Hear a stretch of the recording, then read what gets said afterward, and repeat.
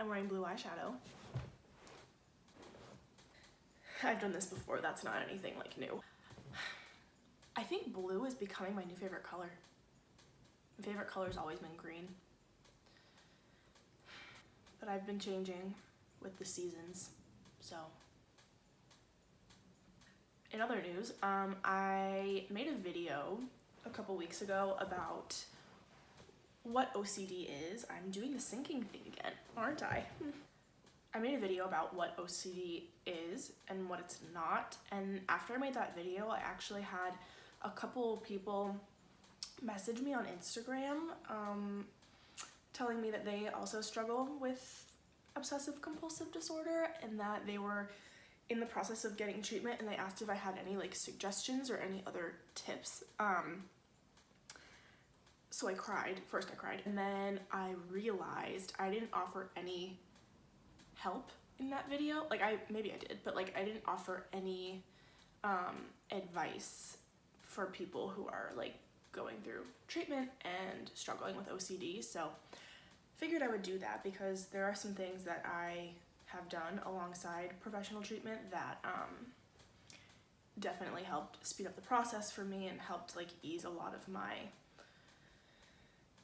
anxiety and a lot of other crap that comes along with having OCD. But I do have to say that OCD is not something that you're gonna beat on your own. I know you want to hear that, but it's just not. I've been there, I've tried it, it doesn't work. So this is just like supplemental stuff that you can do while getting treatment. I'm not an expert. Actually, I would consider myself an expert in OCD because I have it. Okay, the first thing I'm gonna say, I know no one is gonna wanna hear this because I didn't wanna hear this when I was really going through it because I didn't believe in it at all and I thought it was a bunch of horse crap, is meditation. I refused to do it. I thought it was a load of shit. I had no interest. I put it off for months and months and months until finally I became desperate and I was like, you know what? We'll try it. And I still meditate every single day to this day, like 2 years later. Even though I don't have severe OCD anymore, it's something that I like love and that has changed my whole life. It's actually funny. I know a lot of people who do that, who meditate like day to day because it's something that they just enjoy. But if you look at what meditation is actually based on, it's literally what you need to do to overcome OCD, which is have a thought and let it pass without reacting to it. It's to be able to sit with your thoughts, to experience them and to sit with them and not chase them and to not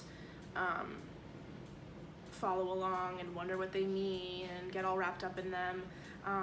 That's basically that's the basis for overcoming OCD, and that's exactly what meditation is. Even if you're just doing it for 3 minutes a day, like in the morning when you wake up or at night before you go to bed, it helps so much. I would try the Headspace app if you want to do like a guided meditation. I downloaded it like over 2 years ago now, and I still use it pretty much every single day. And the app will walk you through how to meditate, and it will teach you like the motion. Even if you think your mind is like too busy to quiet down to meditate for 3 minutes, it's not. It 100% helped in my recovery. So please try it. Life-changing, 100%. I wanted to say that this was my second tip, but it's honestly tied in importance with meditation, is acceptance. And that sounds really vague and really like easy to do. Like, okay, I accept that I have OCD, but no, you need to accept every single thought that you're having. I know the disorder can make you think really uncomfortable things and really disturbing things, and basically whatever you don't want in your head, it's gonna give you. And in order to successfully go through treatment and be open to overcoming it, you have to accept it, because if you're still upset with the fact that you're having these thoughts, you're not going to be able to treat them the way that you need to. For a long time, I was so embarrassed and I was so ashamed of the thoughts I had. I literally never left my room, barely left my house, because I was so I didn't accept anything that was going through my head. I couldn't believe it was happening, and I just felt like ashamed almost for a while.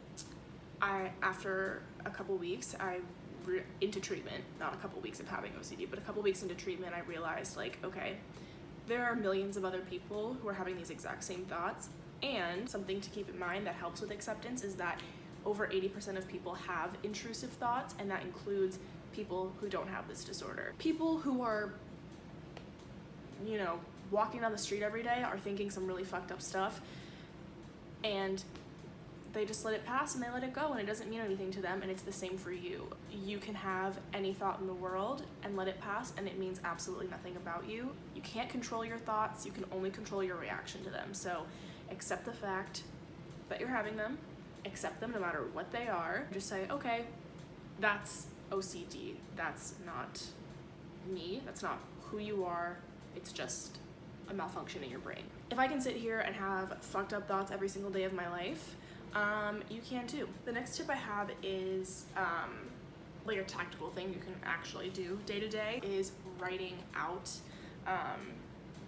your thoughts. And I know it sounds stupid at first, like why am I gonna write them? I'm already listening to them in my head all day long. This is something that I did every single day through treatment for months, and this entire notebook, you need a notebook, this whole notebook is basically filled with pages of all of my intrusive thoughts. Every single day, whatever my obsession was at the time, mine kind of were, like they would just jump around from, like it wasn't just one thing that I couldn't kick, it was once I overcame one intrusive thought, something else would pop up, so it was just like a nasty cycle. But anyway, whatever mine was at the time, I would get up in the morning and I would write the thought line by line by line by line, front and back, until my hand like physically hurt and I couldn't keep writing anymore. It's kind of like, you know, in movies, like in grade school when kids get in trouble for saying something, like whatever, the teacher has them like write on the chalkboard a million times the sentence. It's that, but in your own notebook. I would like show this, but I don't want to show my, anyway, you know what I'm saying. This is basically just filled with line by line by line, whatever your thought is, doesn't matter what it is, it's your journal. And what this does is it takes the power away from your brain, because you feel like it's been trapped inside your head for so long and you don't realize until you see it in front of you on paper, like how almost comical it is. It sort of became like a funny thing for me when I would see like 2 full pages of these thoughts that were just like stuck in my brain all day. It took a lot of power away from them and it made them less intimidating. Try it. The next thing, 4th thing that is so crucial, stop Googling, stop searching your thoughts and your obsessions. Stop searching what they could possibly mean on Google. Stop looking up possible like repercussions of things that you're obsessed with. Stop going on WebMD.